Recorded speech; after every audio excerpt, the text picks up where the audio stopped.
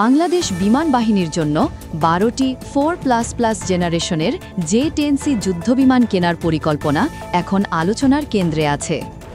এই সিদ্ধান্ত শুধু প্রতিরক্ষা শক্তি বাড়ানোই নয়, বরং ভারতের ক্রমবর্ধমান কূটনৈতিক চাপের মধ্যেও আকাশ প্রতিরক্ষায় স্বাধীন সক্ষমতা গড়ে তোলার কৌশল। প্রধান উপদেষ্টা ডক্টর মোহাম্মদ ইউনুস চীন সফরের সময় সরাসরি প্রেসিডেন্ট শি জিনপিংয়ের সঙ্গে বৈঠক করেছেন। সেখানে তিনি বাংলাদেশের প্রতিরক্ষা ও দ্বিপাক্ষিক সম্পর্ক উন্নয়নের পাশাপাশি J-10C ক্রয়ের আগ্রহ ব্যক্ত করেন।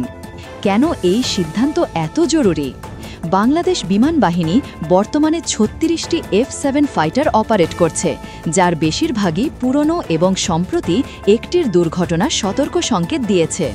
৩ ধাপে ১২টি করে মোট ৩৬টি J-10C সংগ্রহের পরিকল্পনা করা হয়েছে, যা সরকার টু সরকার চুক্তির মাধ্যমে সম্পন্ন হবে।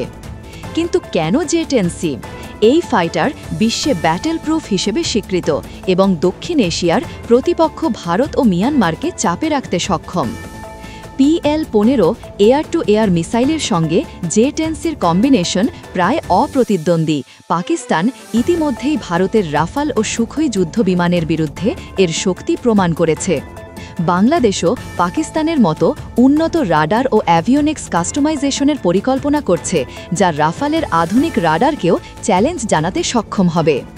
এর সঙ্গে যুক্ত হবে CM-401 সুপারসনিক মিসাইল, যার রেঞ্জ ২৫০ কিলোমিটার এবং গতি ম্যাক 5 পর্যন্ত। এই মিসাইল পাকিস্তান ভারতের S-400 এয়ার ডিফেন্স সিস্টেম ধ্বংসে সফলভাবে ব্যবহার করেছে। ভারত বর্তমানে প্রায় ৫০০ যুদ্ধবিমান অপারেট করে, যার মধ্যে অন্তত ১০০ বাংলাদেশ সীমান্তে মোতায়েনের সক্ষমতা রাখে। মিয়ানমারেরও রয়েছে প্রায় ৫০টি আধুনিক ফাইটার।